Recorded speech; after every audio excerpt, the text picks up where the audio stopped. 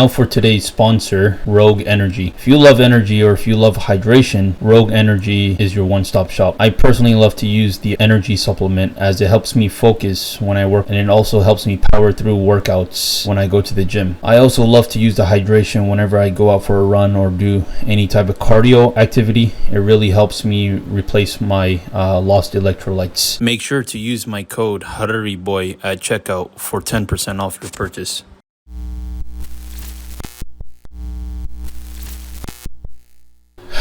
So yeah, that brings us to our second to final segment here, which is how you should start investing, right? I'm sure that's a very big topic on many people's minds.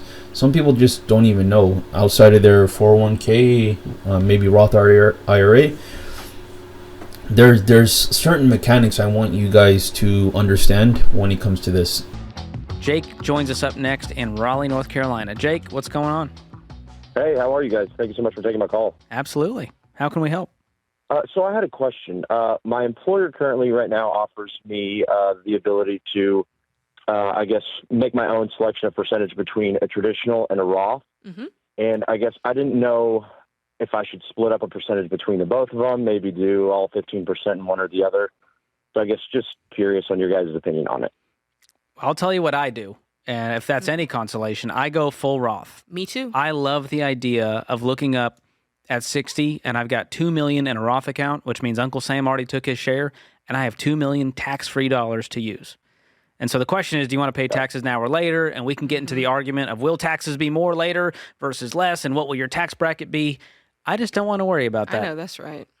Yeah. Okay. And so what do you think I should do now, I guess, with what I have been using a traditional. Okay. Should I roll that all over into a Roth? Just pause. Leave the traditional where it's at, because if you roll it, you're going to have a tax burden to pay, and you only want to do that once you're in baby step 7 and you have no debt, including a mortgage, and you can stomach that. So I would just pause what you're doing in traditional and start in Roth. Okay. Are you out of debt? I'll do that. Yes, I am fully out of debt. Excellent. Awesome. And you got the emergency fund. You're investing 15%? Oh, yeah. Currently, I am investing 10. I can't afford to do the 15, so I'm going to make that election now. What's keeping you from the other 5? Are you saving up for a home? I guess it's just a personal thing, just not liking more money coming out of my paycheck. I do save a lot of money. I have about $80,000 in a high yield account currently, Mm-hmm. and I just kind of like just not seeing the money go down, I guess. But in the stock market, you mean? Like if it's in an investment account? Yeah, and I don't really have anything in investments besides my 401k. I only make that's the only, I guess, investment that I do have. And then I just kind of keep everything in cash until I eventually do buy a home. So I'm kind of looking at that maybe in the next year or two. Is your 10% enough to max out your 401k? Currently, no, it is not. I make around $95,000. Look, Okay. if I were you, I would jump that thing up to 15%. I would get used to working that muscle and Get used to living off 85, and you're going to be real happy later on You in life. sure are. Because if you go do a calculation on our investment calculator, what that extra 5% will do, because you sound like a young guy. How old are you? I'm 25. From 25 to 65, Ooh-wee. 40 years of that extra 5%. And by the way, your income's going to go up. Yeah. You're already making great money at 25.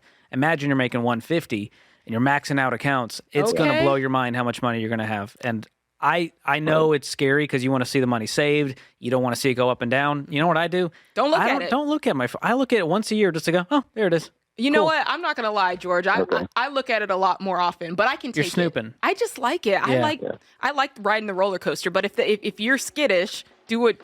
I'm not saying you're skittish, George. Most but people only look at their 401k when the market's down. And I'm like, right. that's the worst time to look. I know. So, dude, 25 years old, you're crushing it. No debt. I would bump it up to 15%. Yeah. It's not going to change your world dramatically, but it will later on. So that's what I'm here for. Make a decision today that future Jake will be very grateful for. So do you have a minute to connect? Let's Minect. That's right, guys. I'm officially on Minect now. You guys can go ahead and book me. I will be offering financial as well as career coaching based off of the Dave Ramsey principles, of course. So yeah, feel free to contact me, connect with me on Minect, and I look forward to speaking with each and every single one of you. So in my opinion, investing in your 401k, employer's 401k should be the first thing you do. Once you've set aside money for that, consider a Roth IRA and potentially converting your existing 401k to a Roth.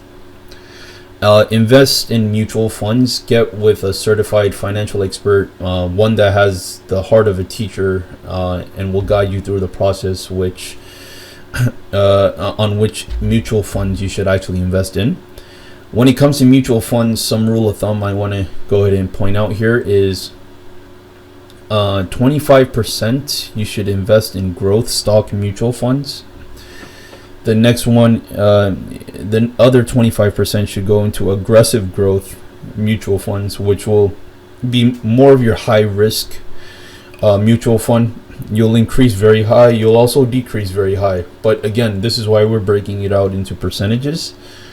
The other 25% in growth and income, these are your dividend payment mutual funds. So you're basically getting a check in the mail every month or every quarter or so, based on the growth of your stock, which is really cool.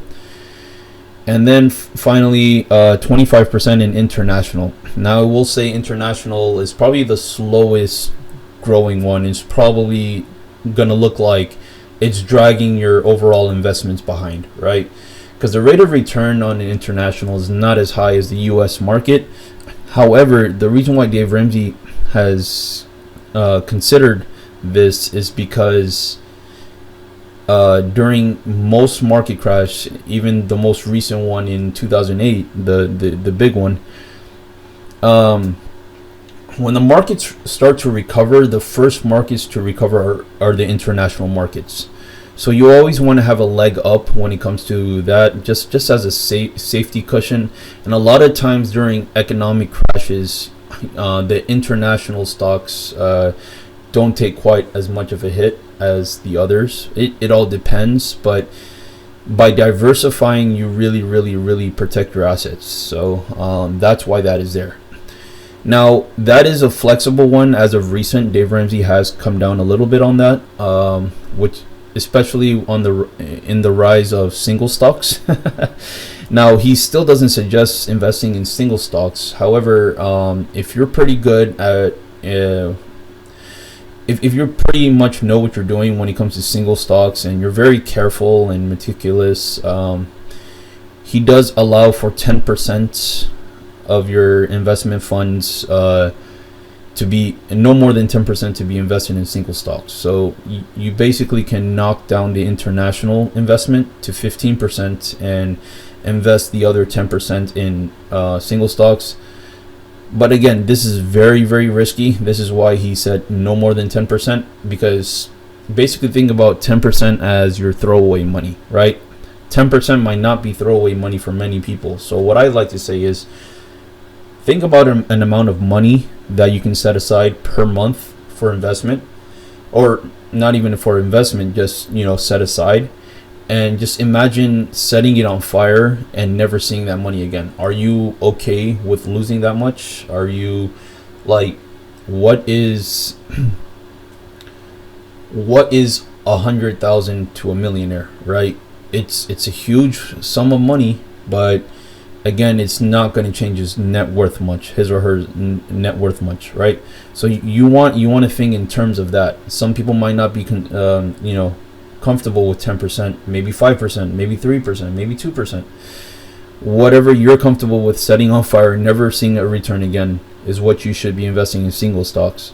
Once you've identified that, any gains that you get from single stocks is great, is extra money for you. But if you were to lose it, you're safe and you don't have to worry about pretty much your whole retirement savings going to waste. So I did want to add that tidbit there. Also, guys, make sure to check out my merch. I do a new merch drop every single month, so link is in the description below. Go ahead and check that out.